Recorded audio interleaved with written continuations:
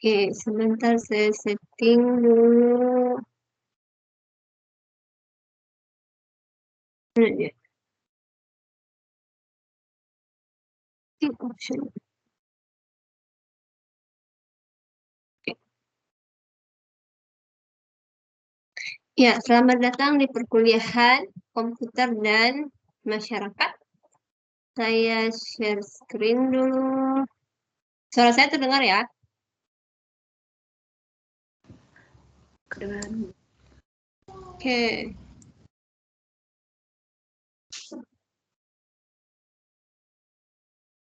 Kita akan mulai perkuliahan. Mudah-mudahan sehat semua ya. Bismillahirrahmanirrahim. Oke, kita ada di pertemuan 1. Jadi di sini kita akan melaksanakan pengenalan dulu, introduction.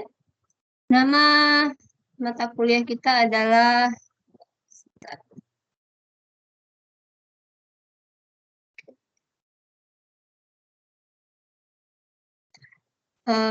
komputer masyarakat.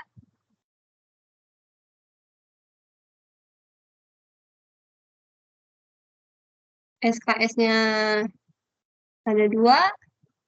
Kemudian jadwal setiap hari Jumat jam 9.20. Semoga tidak ada yang bentrok ya di kelas ini.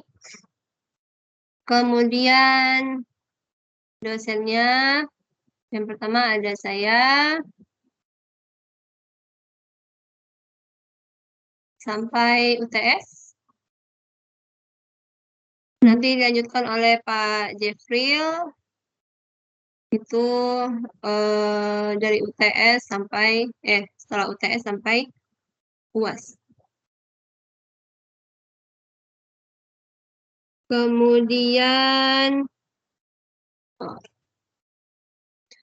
Kemudian ada RPS. Nah, RPS. Jadi untuk pertemuan komputer dan masyarakat ini, materi-materi yang akan kita bahas nanti pertemuan pertama tentu saja tentang introduction dulu, kemudian nanti ada masalah etika, kemudian terkait juga privasi, kemudian mengontrol pidato atau speech di sosial media, kemudian kekayaan intelektual, nah itu sampai UTS. Kemudian oleh Pak Jeffrey nanti dilanjutkan dengan tentang hacking, kemudian lagi ini, dampak teknologi terhadap pekerjaan, kemudian mengenai informasi, kemudian mengenai kegagalan dan kesalahan sistem komputer, kemudian etika profesional, baru dilanjutkan dengan UAS. Nah, untuk referensi, saya pakai 2 yang atas ini, yang 3 juga ada, tapi lebih banyak yang di atas, yaitu Ibu Sarabase ini, Timothy, A Gift of Fire, Social Legal Ethical Issue for Computing Technology, dan juga Bapak Ronald M. Becker, Computer and Society dari Oxford. Nah, ini bukunya, A Gift of Fire, Social, Legal, and Ethical Issue for Computing and Technology oleh Sarabase dan Timothy M. Henry. Silakan dicari ya bukunya. Kemudian, nah ini yang dari Pak Ronald M. Becker, Computers and Society, terbitan Oxford. Nah, ini sampulnya. Beliau merepresentasikan masa depan seperti ini. Ada robot-robot yang memberikan infak sodakoh ke manusia. Seperti itu. Ini 2 buku yang kita pakai. Kemudian referensi udah oke.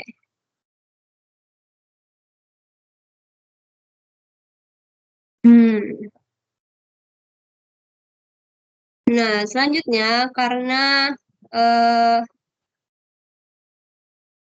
penilaian. Karena di sini dosennya ada 2, jadi nanti dibagi menjadi 50% dari saya, 50% dari Pak Jefril. Nah, 50% ini ada yang tentang keaktifan, ada yang mengenai tugas, entah itu individu, kelompok, dan seperti biasa kalau saya misalnya pakai psikologi, nah ini tugas-tugas yang akan kita kerjakan. Tugas kelompok ya diskusi. Nanti kemudian ada UTS. Nah, presentasinya nanti bisa saja di akhir, tapi UTS tidak akan terlalu tinggi karena saya akan membebankan lebih banyak ke sini. Kalau misalkan 5%, bisa jadi UTS cuma 15, 35 dan 35%-nya dari keaktifan dan tugas-tugas. Kemudian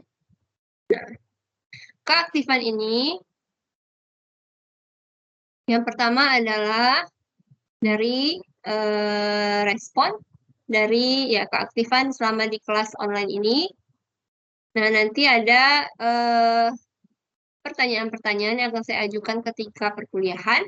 Yang opsi pertama adalah silakan jawab via chat di MS Team.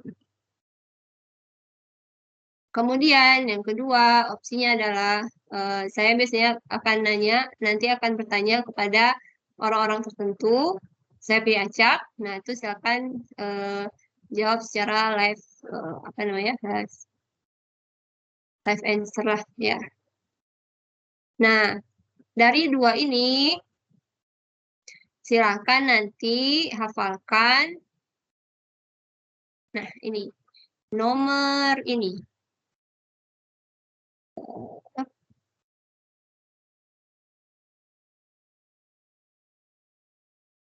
Nomor ini ya.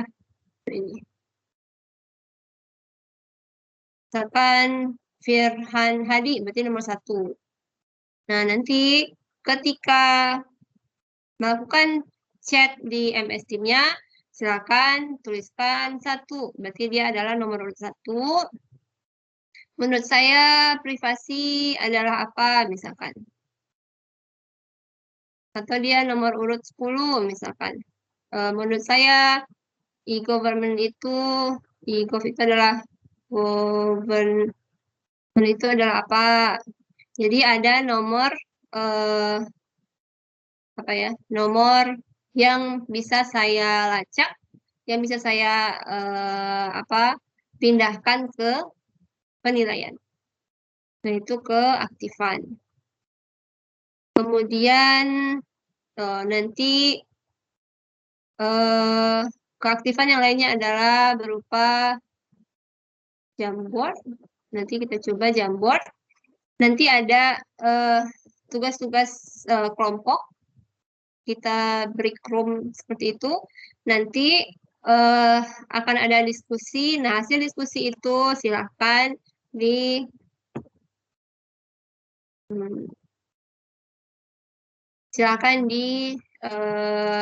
catat ketik di Jamboard. Nanti di Jamboard ini akan ada hasil diskusi, tapi di halaman pertamanya silahkan tulis nama kelompoknya.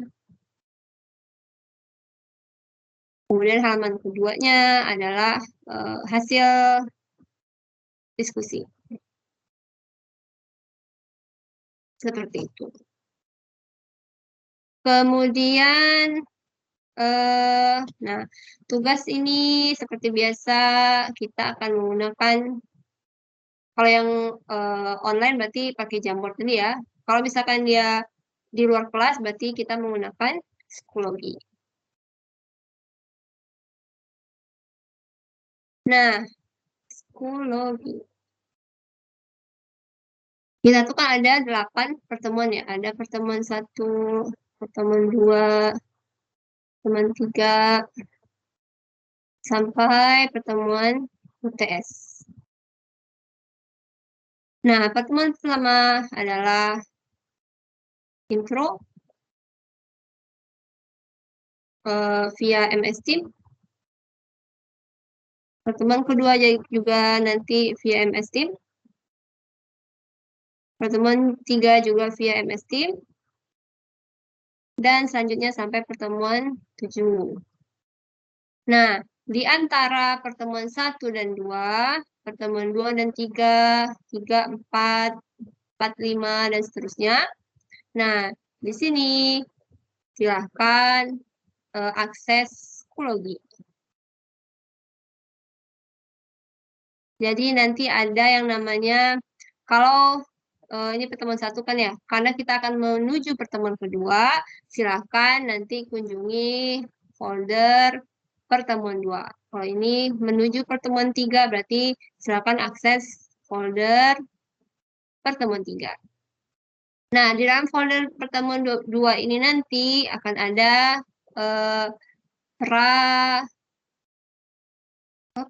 pertemuan 2. Nah, silakan diakses selama 1 minggu ini. Jadi sebelum masuk ke MS Teams, silakan dulu diakses pertemuan 2. Yang isinya adalah silakan simak video, kemudian ada jawab pertanyaan, ada question, dan lain-lain. Nah, silakan diakses. Nah, ini masuk ke dalam bagian tugas. Jadi selama di di kelas kita lebih banyak nanti diskusi, ya tanya jawab, kemudian kegiatan kelompok, lebih banyak ke presentasi. Nah, seperti itu. Nanti UTS, nanti saya pikirkan dulu apakah tugas besar, apakah tertulis. Nah, itu untuk tugas dan keaktifan. Nanti saya share file ini, silakan dihafalkan nama-nama ini ya. Kemudian keaktifan. Oke. Sebelum kita ke psikologi, saya ingin kelas ini mengisi ini. Saya share di sini linknya. Silakan diisi kuesioner awal. Kemudian kita akan masuk ke psikologi. Silakan diisi dulu itunya.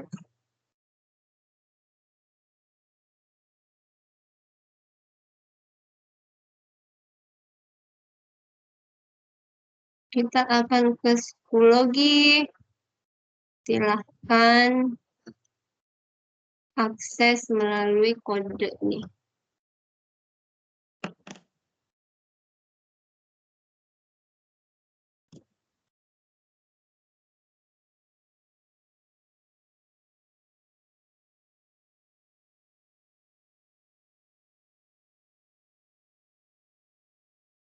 Oke, baru ada orang yang isi. Ada 4. Oh, sambil saya cek nama ya.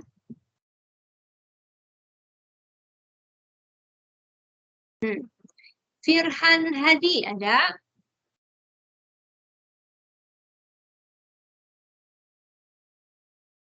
Ada? Tidak ada?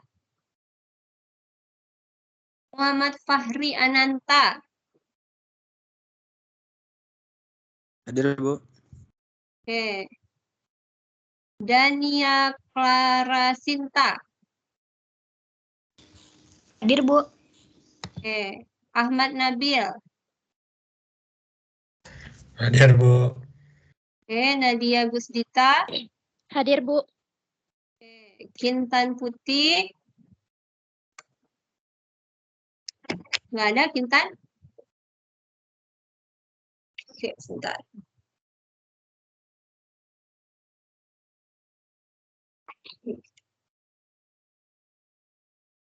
Hadef. Ada? Hadir, Bu. Oke, Mutiara. Hadir, Bu. Oke. Fatania. Hadir, Bu. Oke, Novel. Nggak ada Novel? Oke. El Fijario. Ada, Hadir, Bu. yuk. Oke. Hadir, Ada Iqbal. Hadir, Bu. Oke. Khairul Zikria. Tidak ada. Radian. Hadir, Bu. Oke. Septian. Hadir, Bu. Oke. Latifa. Hadir, Bu. Oke. Intan. Hadir, Bu. Oke. Sandika. Hadir, Bu. Suaranya tidak bersemangat seperti itu ya, Sandika. Miftah. Hadir, Bu. Oh ya, oke. Miftah. Tidak ada. Oke, Doni. Tak ada juga. Muhammad Fairuzi. Ada, Bu. Oke. Lukman Junet. Ada, Bu. Oke. Arif Roska. Hadir, Bu. Oke. William Wahyu. Hadir, Bu. Oke. Muhammad Rafi. Hadir, Bu. Oke. Afdal Halim. Hadir, Bu. Oke. Kevin. Hadir, Bu. Oke. Novia Lira. Hadir, Bu. Oke. Sinta. Hadir, Bu. Fatia. Hadir, Bu. Oke. Fauzan. Hadir, Bu. Oke. Ahmad Fauzan. Hadir, Bu. Oke. Dwiki Rahmat. Hadir, Bu. Oke. Dina. Hadir, Bu. Oke. Nadila. Hadir, Bu. Oke. Dean Fisabil. Hadir, Bu. Oke. Putih Jugalo. Hadir, Bu. Oke. Thomas Akram. Hadir, Bu. Oke. Sefza. Hadir, Bu. Oke. Siti Nur Aisyah. Hadir, Bu. Oke. Daeng. Hadir, Bu. Oke. Pawal. Hadir, Bu. Oke. Aulia Dwi.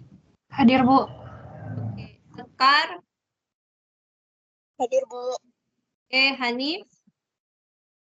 Hadir, Bu. Oke. Sip. Jadi silakan dihafalkan nomor Bu, urutnya. Bu, izin, ya. Bu. Siapa ini? Novel hadir, Bu. Novel. Mana Novel? Nomor berapa Novel? Nomor di atas nomor berapa ya? Nomor. Oh, 10. iya, Bu. Intan juga, Bu. Siapa? Intan, Bu. Izin, Bu.Ista juga, Bu. Where have Bu, you Firhan been? juga hadir, Tadi Bu. dipanggil nggak ada. Maaf, Siapa Kak, tadi? masuk, Bu. Dari luar tadi, Bu. Izin, Bu. Siapa Intan, ini yang ngomong? Intan yang Siapa? nomor 6, Bu. Intan. Kintan udah. Siapa? Miftah 19, Bu. Oh, ada. Firhan nomor 1, Bu. Mana aja? Miftah Udah? 19, Bu. 19. Miftah 19. Ini udah. Terus Doni nggak ada ya? Oke. Oke. Ini silakan diisi tadi yang ini. Link yang ada saya share tadi baru 25 orang. Silakan diisi terlebih dahulu yang bagian angket. Di sini tadi ada yang hadir ada 40 berapa nih? 40 hanya 2 orang yang nggak hadir, 43 berarti. Ada setengah orang lagi yang belum mengisi. 27. Oke, sambil menunggu isi angket ini, apakah sudah masuk ke psikologi? Oke, sebagian sudah. Baru 25 orang. Silahkan diisi.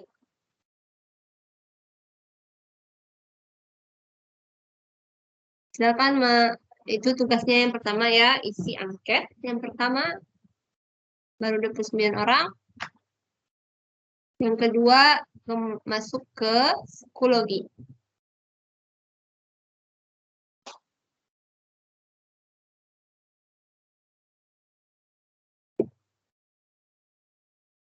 Oke, baru 30 orang, sekitar 13 orang lagi, belum ini.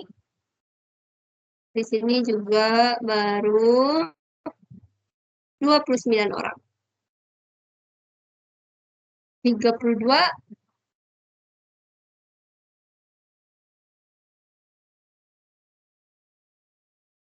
Baru 9.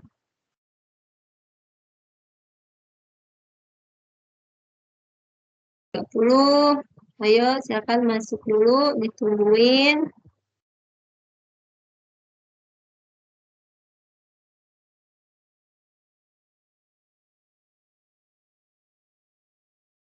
(36) psikologi 32. Linknya dan kode psikologi ada di bagian chat ya, chat MS Team, silakan dicek.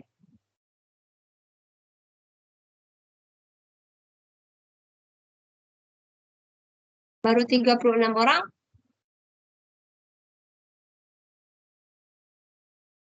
Ini yang hadir ada 43 loh.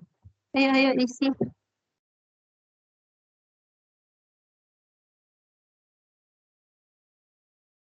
Baru 35, 37, 39. Oke, kita masuk ke psikologi dulu ya. Nah, seperti biasa, yang rasanya kelas ini sudah pernah ikut psikologi saya juga dulu ya.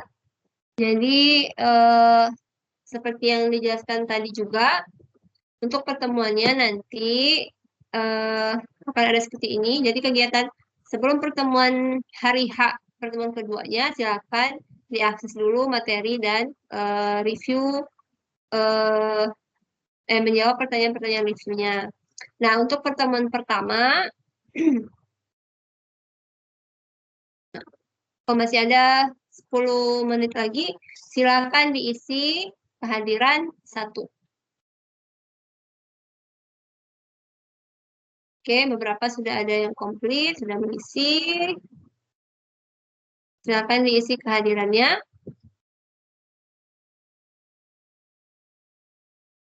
Nah, dan seperti yang dijelaskan tadi, untuk pertemuan minggu depan, sebelum masuk ke kelas, silahkan akses ini, pra pertemuan 2.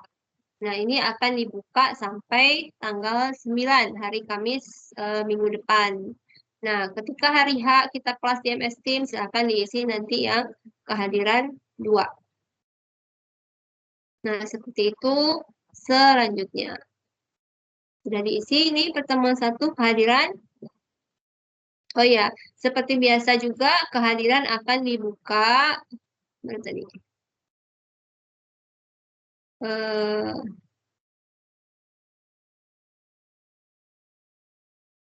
Nah, ini keaktifan juga termasuk nanti kehadiran.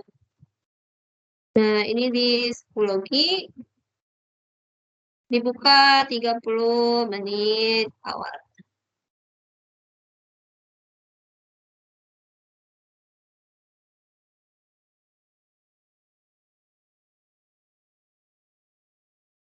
Oke, psikologi sudah, kita ke Jamboard. Nanti akan ada kegiatan di mana kelasnya akan di-break menjadi beberapa kelompok. Nanti silakan manfaatkan Jamboard, ini ya, jamboard.google.com. Silakan nanti buat Jamboard yang baru. Kemudian nanti hasil diskusi kelompok silahkan dibuat di sini. Nanti linknya nanti kirimkan ke saya via entah itu MS Team atau via psikologi. Nanti di halaman pertama tentu saja adalah nama-nama kelompoknya. Nanti halaman kedua adalah hasil kerja. Jadi ini sama saja seperti PowerPoint, tapi bisa sharing gitu. Jadi bisa dikerjakan bareng-bareng. Nanti share, jangan lupa share-nya nanti adalah nah ini editor ya. Anyone with the link bisa menjadi editor. Jadi bukan hanya viewer.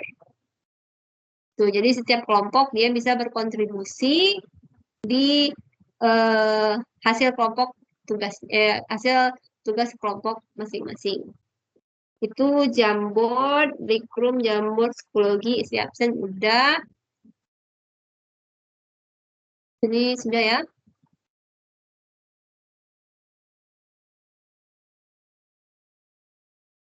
Oke, silakan yang belum isi nih siapa nih? Fahri, Fauzan. Oke, udah ada berapa orang ini? Sudah ada 43. Oke, 43. Oke, sip. Kita ke sini lagi.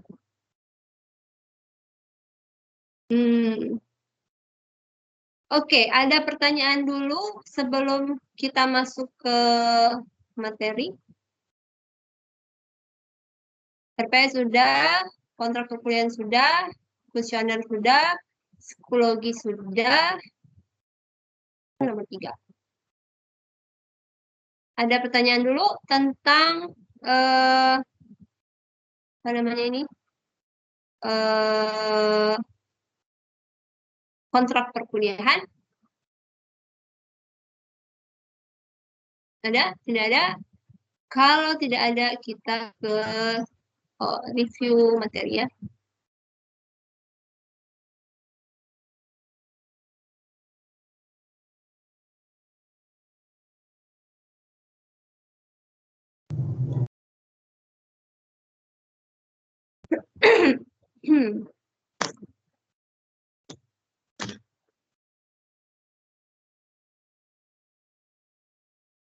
Oke.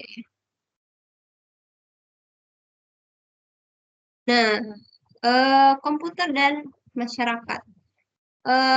Sebagaimana yang kita ketahui, computing dan juga telekomunikasi itu sangat-sangat mempermudah kehidupan kita sehari-hari, mulai dari bagian health, kemudian apalagi education, kemudian government, kemudian bagian apa namanya itu household ya, rumah tangga, kemudian apalagi education, government, health. Oh, ini war and peace, untuk perang, untuk perdamaian, kemudian politics.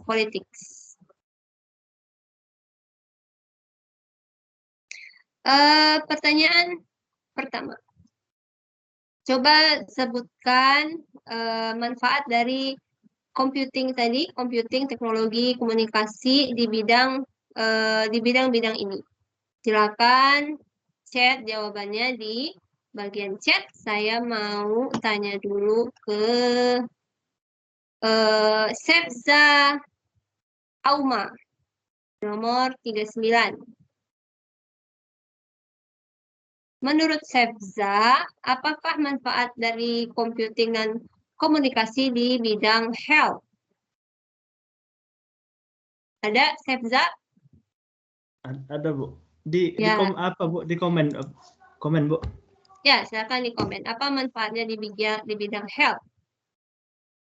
Yang lainnya silakan diketik di bagian chat ya. Nah, sekarang yang live answer-nya saya ngomong dulu sama Sepza. Silakan Sepza. Pendataan pasien, Bu. Pendataan pasien. Gimana pendataan Pendataan pasien ini? obat pasien. Apa manfaat pendataan ini? Untuk pasien mungkin untuk penempatan kamar, Bu, di rumah sakit. Oke. Penempatan kamar. Oke. Ada lagi? Terus Kalau juga kalau obat, pendataan pasien untuk mendata ketersediaan obat dan dokter, tenaga oke. pendidikan, terus kayaknya itu aja sih, Bu. Oke, terima kasih. Coba sekarang Daeng. Mana Daeng? Apa manfaat teknologi dan komputasi komunikasi di bagian education? Ada Daeng? Tadi ada ya? Bu. Hadir, Bu. Ya, silakan. Apa Contohnya? manfaat computing dan telekomunikasi di bagian pendidikan? Bisa melakukan pembelajaran jarak jauh, Bu. Oke, pembelajaran PJJ ya.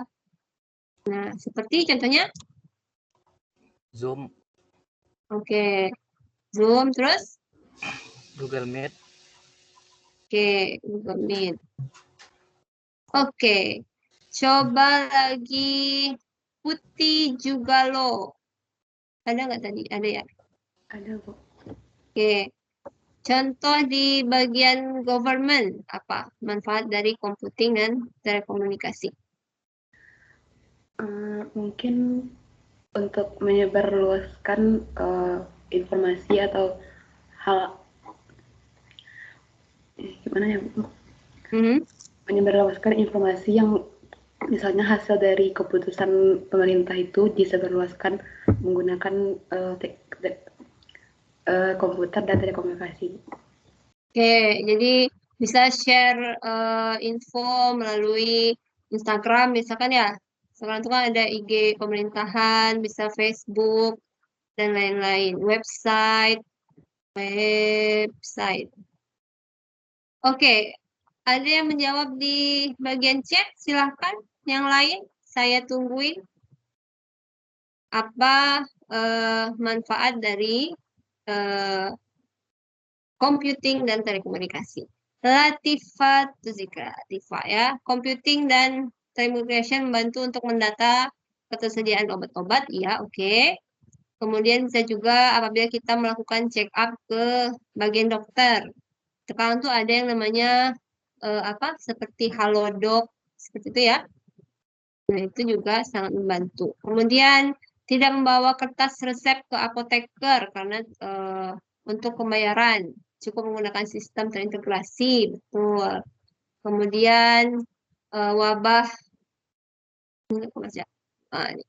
wabah COVID. Iya, ada namanya Peduli Lindungi ya. Sekarang itu yang kita pakai. Kemudian menurut Aulia menganalisa kesehatan pasien melalui alat-alat computing ada di rumah sakit. Ya, sekarang misalkan kayak operasi itu kan bagaimana dokter itu kalau bisa jangan membedah yang besar, maksudnya kalau bisa lukanya kecil ya kecil saja kan, tapi menggunakan alat yang lebih canggih gitu, menggunakan komputer. Jadi bisa juga masukkan kamera ke tubuh kita gitu, hanya dengan sayatan yang kecil gitu. Kemudian pendataan, research, oh ya di bagian pendidikan juga ini bisa research dapat lebih mudah. Pendataan pasien, oke. Di bidang politik, memudahkan pemerintah dalam melaksanakan pemilihan umum seperti e-voting. Betul. Kemarin tuh siapa ya? ITB, kalau tidak salah, mereka ya karena pandemi tadi ya, memilih ketua IKA ini alumni, ikatan alumni, ketua ikatan alumni menggunakan e-voting. Nah, ini salah satu manfaat computing. Kemudian menurut Siti, masih di bagian health, mengakses informasi kesehatan, ya, tadi ya. Oh iya, sekarang juga ada rumah sakit atau dokter yang memberikan pelayanan kesehatannya via video conference juga ada. Kemudian via WA, SMS juga ada. Siapa namanya dokter yang terkenal itu? Dokter Tirta ya. Nah, beliau menggunakan WhatsApp untuk membalas keluhan-keluhan pasien. Nah, itu sangat-sangat membantu pasien yang saat ini kesulitan untuk ke rumah sakit. Jadi, takut ke rumah sakit kan, sakitnya batuk, padahal batuk aja, nanti dikira COVID kan, repot lagi gitu. Kemudian, bagian government. Mengumpulkan data, membuat IKTP, betul. Bagian health juga Halodoc, ya. Education, pendataan pelajar, mana tadi? Pemerataan kualitas pendidikan, oke. Government melakukan rapat, ya. Kita rapat pakai Zoom sekarang. Rumah tangga mudah mengontrol anak. Mudah mengontrol anak. Saya mengambil kesimpulan mengontrol anak ini mungkin ada yang sekarang itu pakai jam tangan GPS sehingga kalau anaknya pergi kemana-mana kita tahu keberadaannya di mana. Nah, itu salah satu cara mengontrol keberadaan anak dengan menggunakan GPS ya. Dan lain sebagainya ada rumah tangga, health, pelayanan masyarakat dan lain-lain. Bidang pendidikan. Nah, jadi sangat banyak manfaat dari teknologi dan komunikasi tadi. Nah, tapi manfaat ini hanya terjadi jika teknologinya ada kan. Teknologinya ada. Computing telekomunikasi di daerah itu, di negara itu ada gitu. Ada di sini maksudnya ada kesempatan untuk mengakses internet, misalkan ada laptop dan HP untuk pendidikan, misalkan. Nah, makanya pada tahun 90-an hadir satu istilah yang namanya digital divide.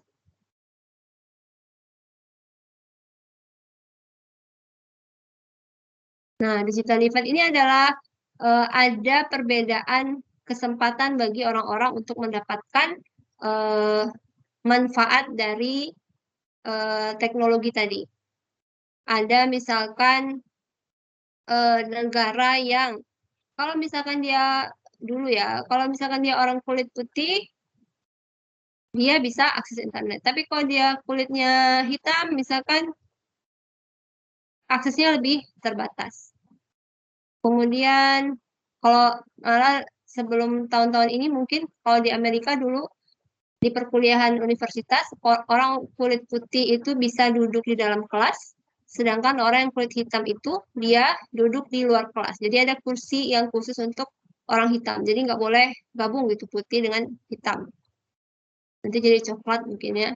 Kemudian digital divide yang lain adalah ada juga perbedaan kultur. Misalkan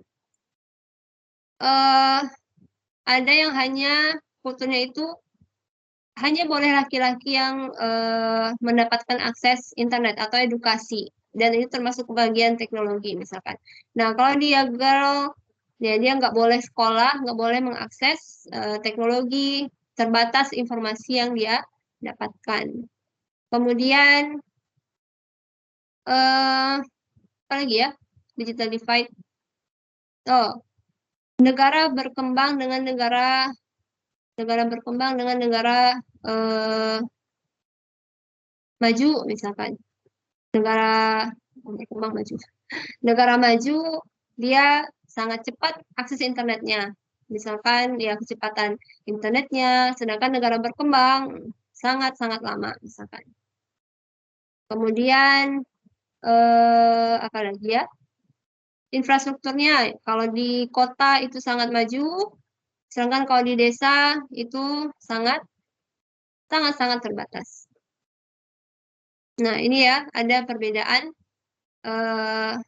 antara yang bisa mendapatkan manfaat teknologi dengan orang-orang yang berkebutuhan ya, maksudnya memiliki keterbatasan untuk mengakses internet tadi.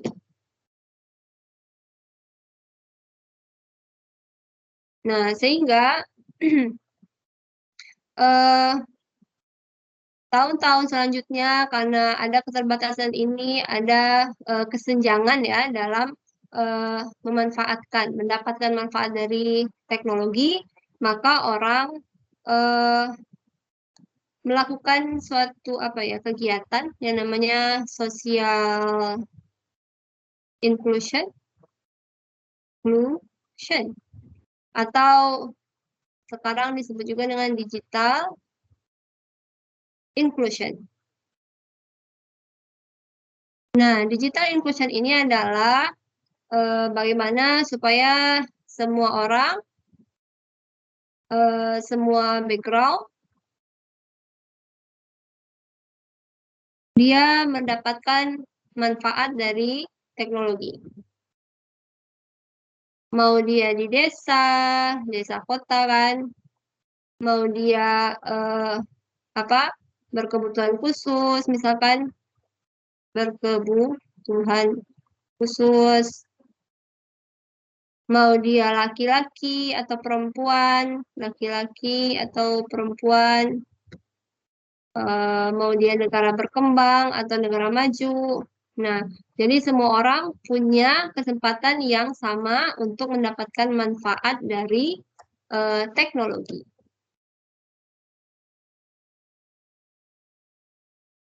Nah, pertanyaan nomor 1 ya. Pertanyaan nomor 2. Nah, menurut mahasiswa sekalian, apakah pada saat ini ya kita sama-sama tahu bahwa teknologi itu sangat-sangat berkembang pesat sampai saat ini. Nah, tapi apakah pada saat ini digital divide itu masih ada?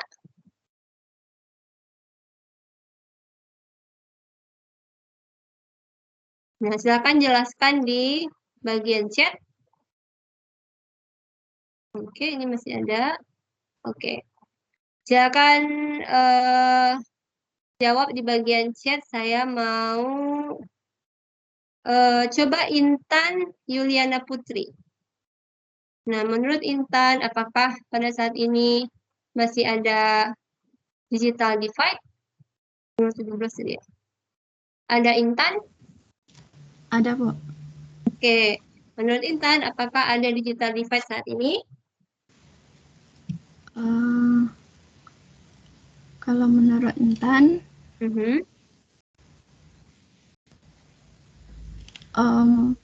untuk digital divide-nya ini masih ada, Bu, karena bisa kita lihat belum semua daerah yang ada di dunia maupun yang ada di Indonesia saja yang sudah tergapai oleh teknologi itu sendiri, Bu. Oke.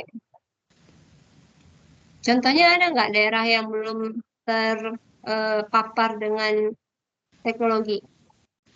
Mungkin yang di daerah timur ya, Bu, kayak misalnya di Papua gitu, Bu. Oke, daerah timur Indonesia ya. WIT ya, wilayah Indonesia Timur. Oke. Oke, terima kasih Intan. Coba lagi Dina Latifunisa. Menurut Dina, apakah masih ada digital divide saat ini? Masih, Bu. Contohnya? Kayak adanya kesenjangan antara orang kaya dan orang miskin, Bu. Oh. Contohnya gimana nih, orang kaya, orang miskin? Contohnya gini, Bu, kayak untuk informasi, kayak di orang kota itu lebih cepat dapatnya, sedangkan kalau yang di desa dengan perekonomiannya tuh perekonomian itu terbatas. Jadi informasi yang didapat pun juga terbatas, Bu, nggak secepat dengan orang-orang yang bekerja di kota, Bu. Oke. Oh, berarti itu jadinya kota desa dong? Itu bisa jadi juga, Bu, tapi lebih ke itu, Bu, orang yang kaya sama yang miskin, Bu. Oke. Bu, Oke, ya. boleh menanggapi yang Dina bilang kaya dan miskin, mungkin maksudnya penggunaan teknologinya, Bu. Orang kaya cenderung teknologinya lebih banyak kenal teknologi gitu, Bu, dibandingkan orang miskin. Soalnya kan, Bu, teknologi itu kita beli kan, Bu. Semakin canggih dia semakin mahal. Makanya orang kaya cenderung menggunakan teknologi itu, jadi ada kesenjangan di situ, Bu, antara miskin dan kaya. Itu menurut Aulia. Nomor berapa tadi itu? Siapa barusan? Aulia, Bu. Aulia nomor 17 ya? 43, Bu. Oh, 43. Oke. Oke. Apa tadi? Teknologi mahal. Oke, bagus sekali. Kemudian mari kita lihat yang di bagian chat. Nah, masih ada kata Pawal. Siapa nih dulu nih? Nadila ya. Oh, saya ambil random aja ya. Kata Thomas nih masih ada karena keterbatasan jaringan dan lokasi susah terjangkau. Nah, betul ya. Seperti kita melakukan kuliah online saja seperti sekarang ini, mungkin ada sebagian dari mahasiswa sekalian yang kesulitan akses jaringan kan di daerahnya masing-masing gitu. Apalagi kalau ditambah hujan, kemudian ya hujan gede, longsor segala macam. Nah, kadang akses jaringan internetnya terputus. Nah, itu juga menjadi permasalahan digital divide di desa dan di kota ya. Kemudian kata Nadila, orang-orang tidak paham dengan teknologi karena kurang informasi. Nah, betul. Jadi aksesnya ya orang-orang tertentu saja yang bisa akses kadang, atau orangnya nggak sadar bahwa teknologi itu bisa memberikan manfaat. Kemudian menurut Pawal, sama daerah terpencil masih sulit. Oke.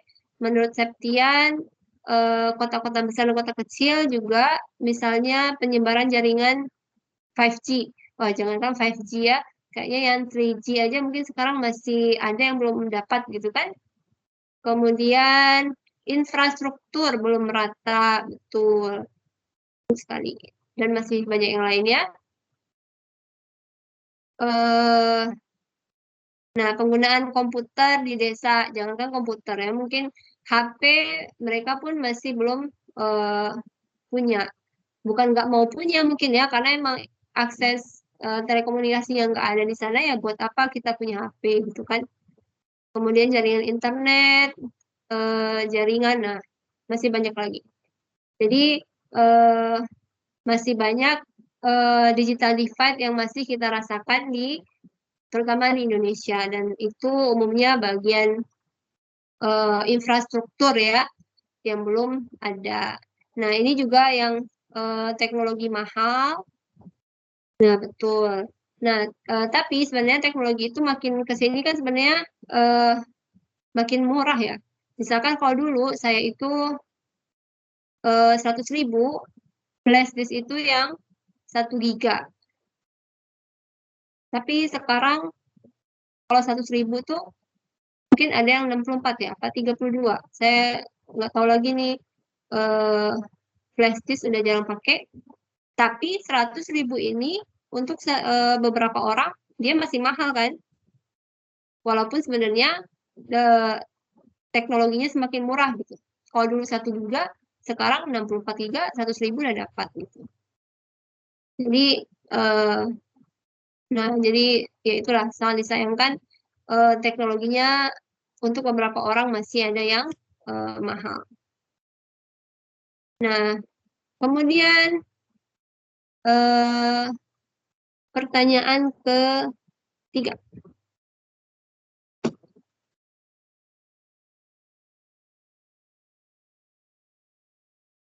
Nah, menurut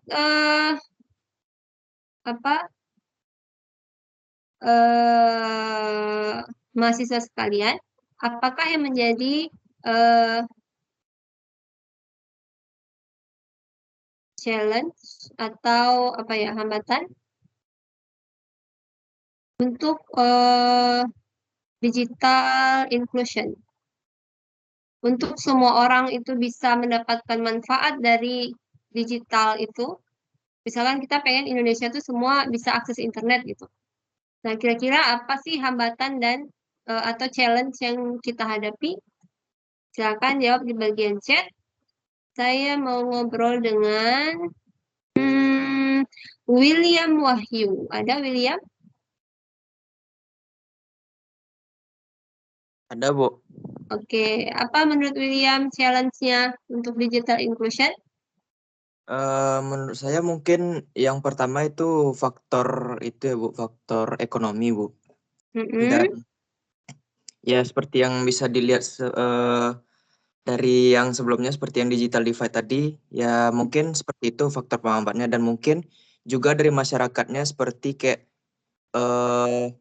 tidak bisa menerima hal-hal baru, dan mungkin lebih sulit, Bu, bukan tidak bisa menerima, mungkin lebih kesulit karena tidak adanya keinginan untuk mempelajari dan menerima hal-hal baru dari luar, dan mungkin gara-gara adat istiadat mungkin jadinya mereka mungkin sulit untuk menerima itu semua, Bu. Tuh. Ya, betul-betul. Saya pengalaman teman saya, jadi dulu itu mungkin sekarang juga masih ada ya, ada namanya program Indonesia Mengajar. Saya udah pernah cerita belum ya? Indonesia Mengajar, yang dia mengajar di jadi lulusan kuliah diminta untuk mengajar di daerah 3T, 5T, terdepan, terluar, pokoknya yang paling di Indonesia. Di Indonesia. Nah, teman saya ini kebagian di Papua, entah bagian mana, pokoknya bagian pedalaman. Nah, entah apa permasalahannya, jadi kan beliau mengajar di Papua ya, tapi ketika ada permasalahan dengan anaknya, ini mengajar anak-anak SD, nah anaknya ini marah dan mengejar teman saya ini pakai parang. Nah, bayangkan betapa susahnya mendidik teman-teman yang di pedalaman tadi ya. Jadi ada kultur-kultur yang susah kita masuki gitu. Oke, terima kasih. Kemudian coba lagi Lukman Junet. Ada Lukman Junet? Ada, Bu. Oke, apa panggilannya? Lukman atau Junet? Lukman, Bu. Oke, Lukman. Silakan menurut Lukman apa hambatan untuk digital inclusion? Biar semua orang itu berpengetahuan baik tentang digital, itu apa hambatannya? Mungkin susah belajar tentang hal baru tuh. Seperti kayak orang udah ya. Orang apa? Seperti kayak orang-orang yang tua tuh. Seperti kayak orang-orang yang tua, Bu. Dan misalnya dia udah pakai HP yang lama kan, kayak HP yang belum ada internet gitu, Bu. Udah terbiasa pakai kayak gitu. Ya, betul. Ada lagi?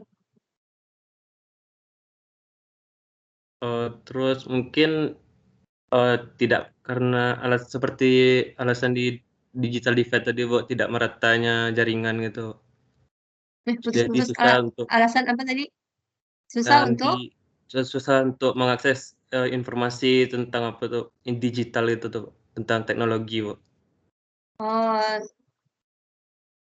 Oke. Akses yang susah ya? Iya. Oke, susah. Nah, terkait orang tua, jadi ada beberapa pembagian orang-orang yang mengadop teknologi. Mungkin bisa dilihat di sekitar kita gitu. Ada orang-orang yang ketika ada new teknologi, dia tuh langsung beli gitu. Langsung beli aja. Langsung beli. HP Samsung yang baru yang lipat-lipat misalkan, dia juga punya uangnya, ataupun tidak punya uang, pokoknya dia paksain dia harus punya yang baru gitu. Dia pengen update teknologi yang baru. Ada juga yang wait and see. Misalkan ada teknologi baru, misalkan tadi ya, yang HP yang lipat-lipat tadi, dia pengen lihat dulu, bener nggak sih ini fungsinya bagus, atau gimana nanti komen-komen dari yang pengguna, apakah beneran bagus, segitu baguskah teknologinya gitu. Kemudian ada orang yang dia nggak mau ganti, ya udah sih kalau fungsinya masih bisa difungsikan HP yang dia punya sekarang, dia nggak mau ganti gitu sampai HP-nya itu benar-benar tidak memberikan fungsi yang dia inginkan. Nah ini juga termasuk yang orang-orang yang tua tadi ya. Ada orang-orang yang kalau orang tua itu kan yang penting dia bisa telepon, bisa mungkin SMS. Nah HP yang lama ya udah HP yang lama aja gitu. Karena dia pusing kalau pakai HP Android susah gitu pencet-pencetnya. Jadi ada orang-orang yang seperti itu, termasuk juga orang-orang yang tua. Oke, di chat.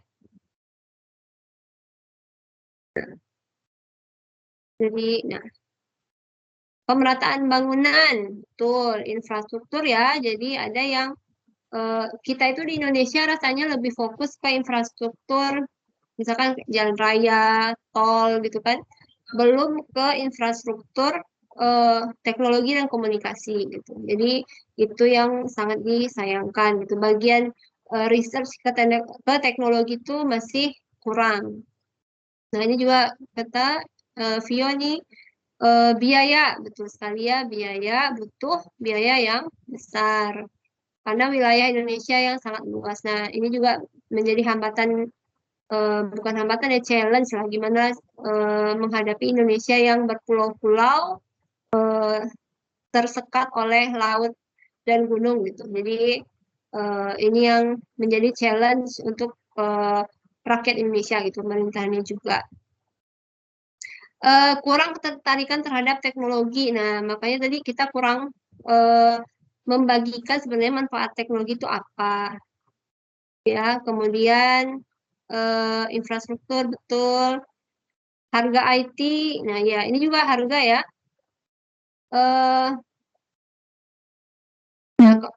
Misalkan kalau kita membeli laptop di Jawa, nah mungkin 10 juta misalkan. Tapi ketika kita beli laptop itu di Padang, nah harganya bisa menjadi 11 jutaan. Nah, jadi ada perbedaan yang lumayan mahal kan dari daerah Jawa dan daerah Sumatera dan apalagi daerah timur gitu. Jadi itu yang membuat, nah tadi ya, letak geografis itu susah menjangkaunya, jadi harganya menjadi lebih tinggi. Kurang matang persiapan pemerintah, betul. Nah, permasalahan lainnya itu adalah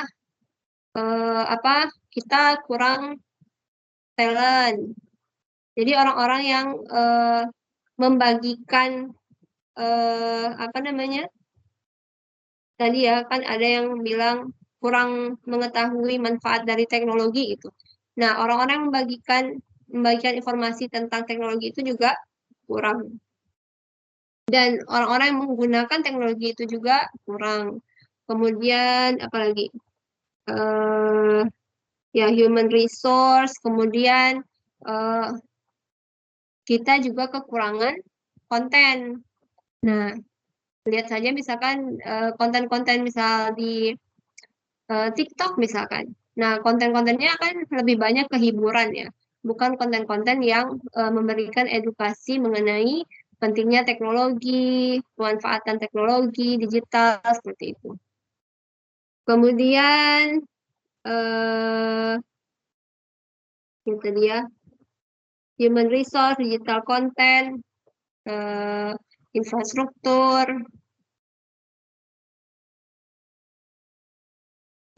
kemudian letak geografis, dan lain-lain. Nah, itu adalah beberapa hambatan yang kita rasakan ketika kita ingin mencapai digital inclusion tadi. Nah, tapi di Indonesia ada, kalau di Indonesia, sebenarnya digital inclusion di Indonesia itu sudah lumayan apa ya, lumayan berkembang gerakannya. Mungkin di sini ada yang tahu DTS, digital talent scholarship. Nah, ini kan pembelajaran tentang digital untuk mahasiswa atau yang sudah lulus kuliah. Ada yang mempelajari AWS, Microsoft, kemudian programming, dan lain-lain. Nah, ini mahasiswanya atau pesertanya bisa mendapatkan akses untuk mempelajari teknologi-teknologi ini secara gratis. Malah ada ganti uang, apa ya, kalau dulu tuh ada uang jalannya dan lain-lain, pokoknya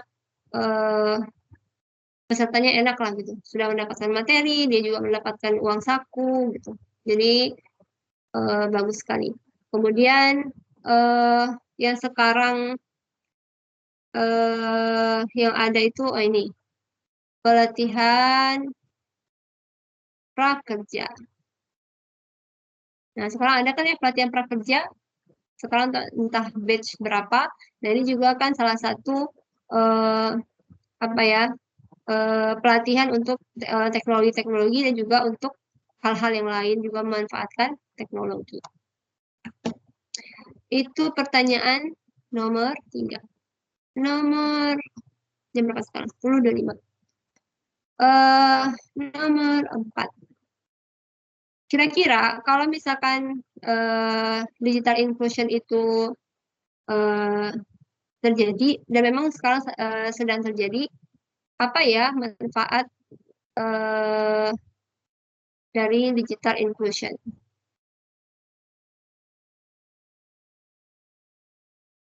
Kan kita pengen semua orang tuh terpapar dengan digital gitu ya, teknologi communication. Kira-kira apa sih manfaat jika orang-orang tuh terpapar dengan digital inclusion ini?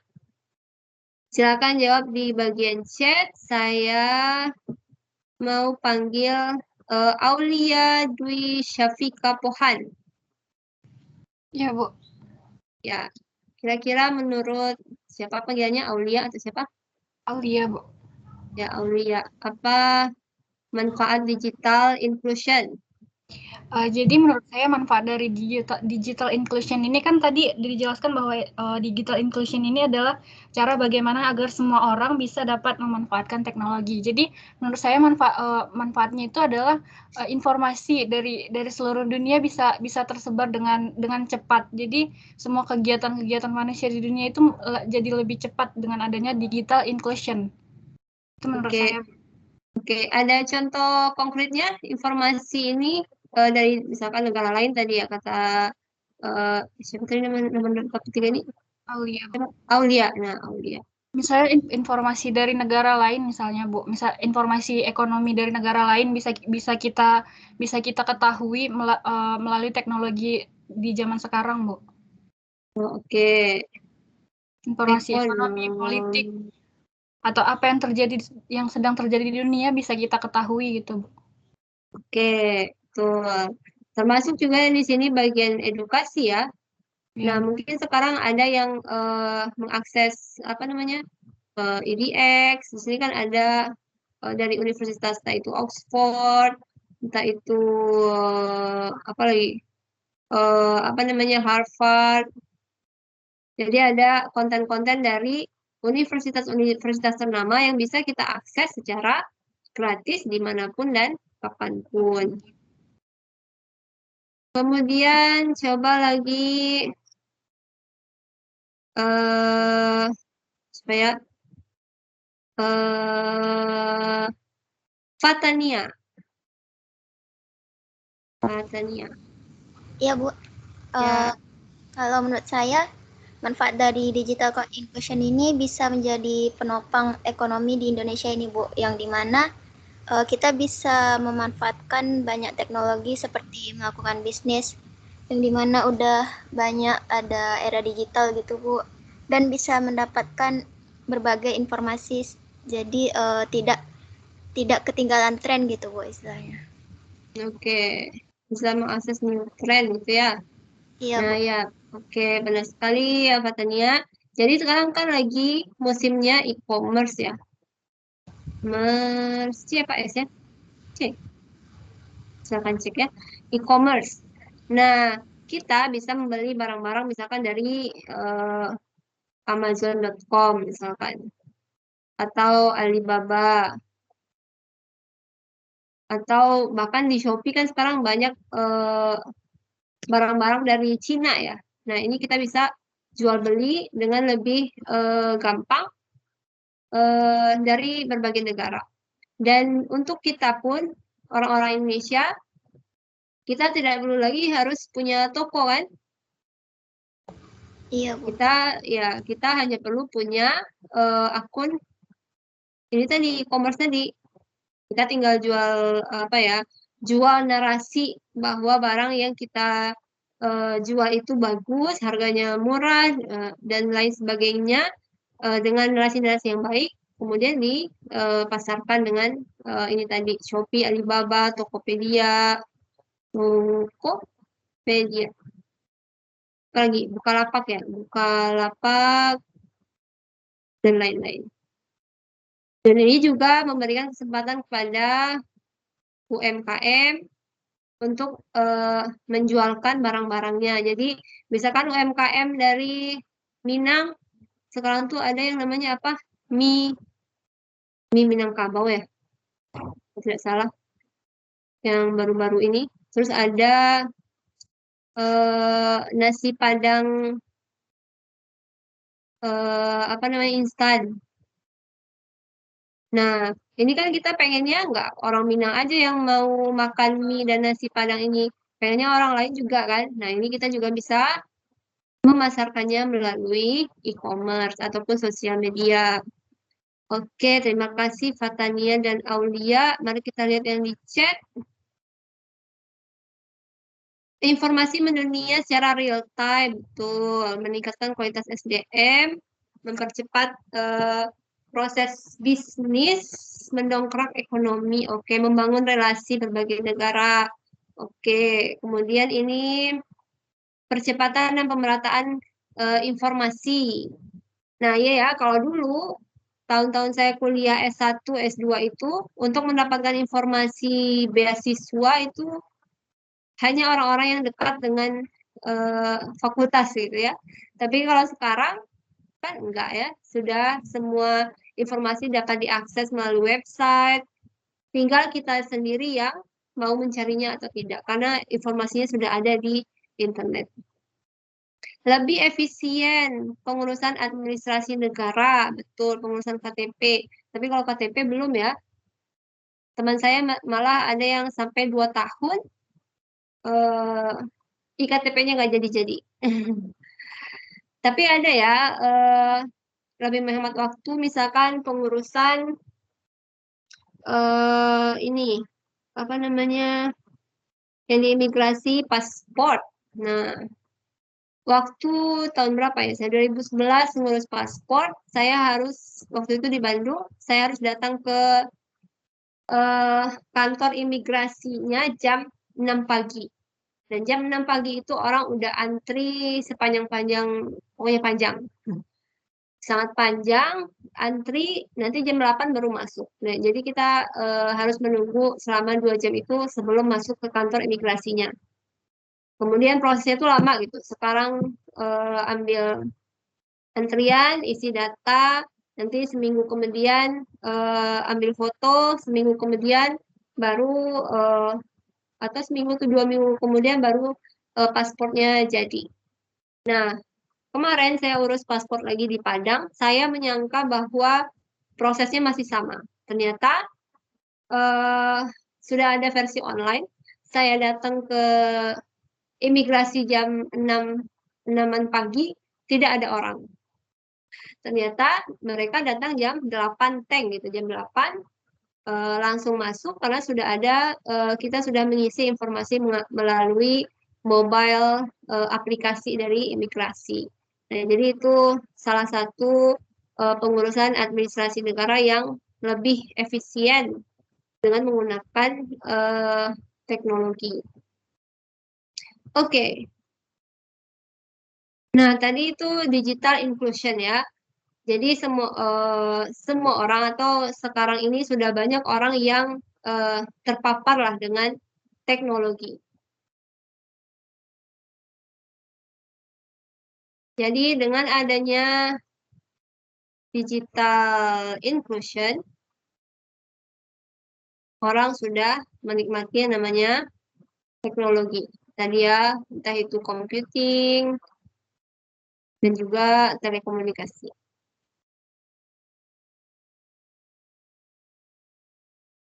Nah, tapi di sini ada dua arus ya.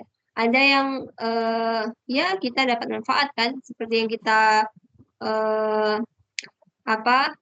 diskusikan tadi, ada yang administrasinya lebih cepat, bisa jual nasi Padang ke orang Papua misalkan tanpa harus ke sana gitu. Kemudian pendidikan kita bisa melaksanakan pendidikan seperti kita laksanakan sekarang ini melalui MS Team gitu. MS Team. Kemudian ada e-commerce. Kemudian ada juga yang ini orang-orang disabilitas ada teknologi untuk mereka bisa menikmati kehidupan mereka tuh lebih baik gitu. Jadi misalkan ada jam kayak jam tangan gitu. Jadi jam tangan ini dilengkapi dengan sensor benda-benda di sekitar orang disabilitas ini yang buta, yang tidak bisa melihat. Nanti sensor ini mengirimkan ke tangannya berupa getaran. Nanti dari jam tangan dia mengirimkan infonya ke bagian otaknya. Kemudian dari sana mengirimkan informasi, oh ini ada sesuatu misalkan ada batu di depan gitu misalkan. Nah itu ya terjadilah arus informasi ke orang disabilitas ini. Jadi mereka lebih bisa menikmati kehidupan mereka gitu. Kemudian ada juga misalkan bagi kita yang tidak bisa berbahasa luar negeri, misalkan let's say kita mau ke Korea misalkan, kita nggak bisa berbahasa Korea. Nah sekarang kan sudah ada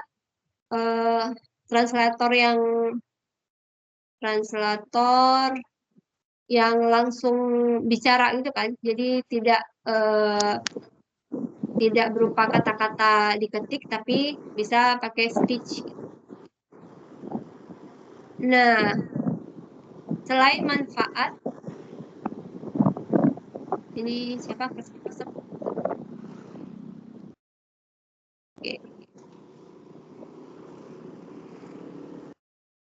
Oke, siapa itu lagi di jalan?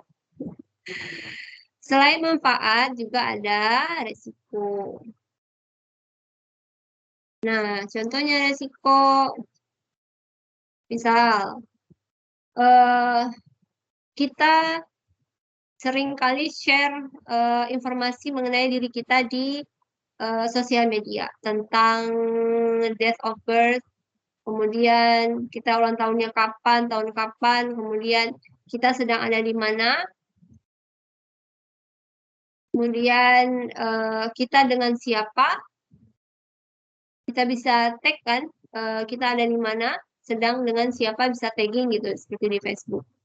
Nah ini nanti ada permasalahannya ke privasi. Kemudian ini tentang sharing konten. Jadi ada misalkan misalnya di YouTube ada musisi-musisi yang menciptakan musik dan lain-lain. Nah, ada orang-orang yang dengan mudah mendownload musik tersebut. Kemudian dia re-upload ke akunnya dia dan mendapatkan keuntungan dari musik orang lain itu. Nah, dia dapat keuntungan dengan iklan-iklan yang ada di YouTube. Atau misalkan di Instagram kita bisa copy atau share konten-konten orang lain tanpa seizin yang punya misalkan. Nah, itu maksudnya ke bagian intellectual rights ya, tidak salah. Jadi ada hak-hak kepemilikan gitu yang kita abaikan ketika kita menggunakan teknologi. Kemudian ada resiko lain misalnya di bagian kesehatan.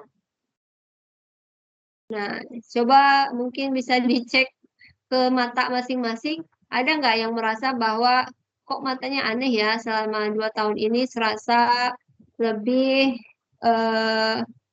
bertambah misalnya minusnya gitu. Kalau dulu mungkin -1, sekarang udah -2 gara-gara kita 2 tahun online terus misal. Terus saat ini karena orang menggunakan HP, jadi lehernya bagian neck-nya itu agak, kalau dari sisi kesehatan, yang mungkin harusnya bentuk lehernya tuh lurus gitu ya. Tapi karena kebanyakan pakai HP, jadinya tuh agak bengkok gitu. Nah, ini perbedaan neck di orang-orang sekarang. Kemudian juga permasalahan lainnya adalah karena online, karena kita menggunakan teknologi, kita jadinya jarang gerak, ya kan? Nah, ini jadinya health problem juga.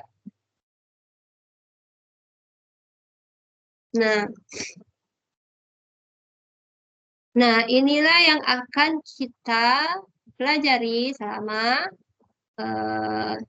komputer and masyarakat. Jadi apa-apa saja yang menjadi dampak dari pemanfaatan komputer terhadap masyarakat.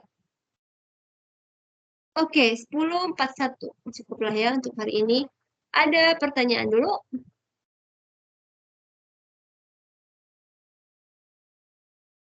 Tidak ada?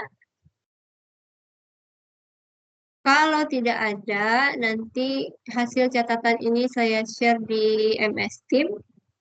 Mudah-mudahan terbaca tulisan cakar ayamnya. Di chat, ya. Oke. Ya, jadi terima kasih kepada yang sudah melakukan yang komen di bagian chat. Nanti akan saya rekap siapa-siapa saja yang aktif selama perkuliahan, karena itulah yang kita inginkan selama perkuliahan online ini, mahasiswa lebih aktif dalam pembelajaran. Jadi bukan hanya saya saja yang bercuap-cuap di depan komputer, seperti itu ya. Untuk hari ini cukup, jadi seperti yang dijelaskan tadi, silakan akses psikologinya. Dalam pekan ini ada, saya belum jelaskan tadi ya, ada 3 kali attempt, kalau tidak salah 3 kali saya set, waktunya tidak terbatas, kemudian bisa dikerjakan selama seminggu ini. Jadi sebelum perkuliahan kedua, silakan manfaatkan psikologi untuk menerima materi. Kalau ada hal-hal yang lain perlu diketahui, silakan dicari online, karena sumber pembelajaran kita saat ini sangat banyak. Seperti yang kita diskusikan tadi, kita bisa mengakses konten-konten dari manapun gitu. Jadi silakan manfaatkan akses internetnya untuk pembelajaran. Oke, cukup untuk kegiatan hari ini. Kalau ada yang kurang jelas, silakan diulang lagi videonya, sudah direkam. Saya cukupkan. Tidak ada pertanyaannya? 1, 2, 3. Oke, tidak ada. Cukup, saya akhiri. Assalamualaikum warahmatullahi wabarakatuh. Mudah-mudahan sehat-sehat semua. Jangan lupa untuk vaksin, biar semester depan kita sudah mulai perkuliahan offline ya. Oke, saya cukupkan ya. Assalamualaikum warahmatullahi wabarakatuh.